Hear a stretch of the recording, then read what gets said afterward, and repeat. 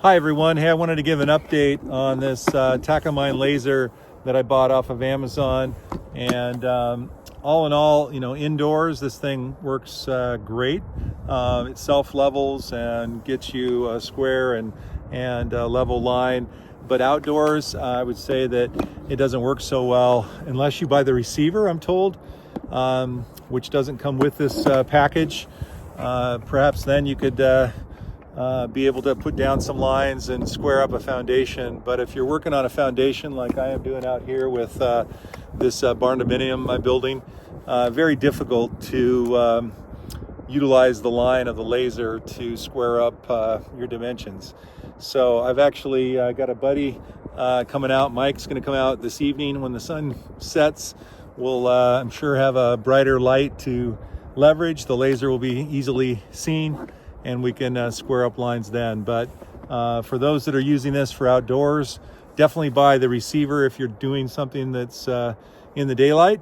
And we'll see here shortly how it works at night.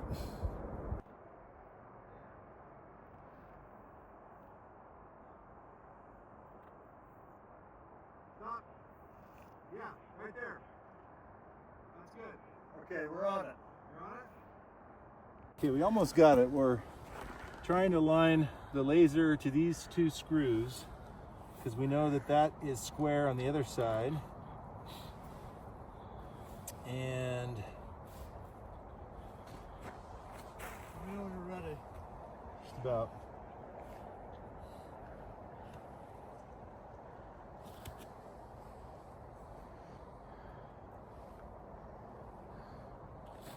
Okay, so that was a lot harder than we thought. No, I'm going to use this for my application to SpaceX.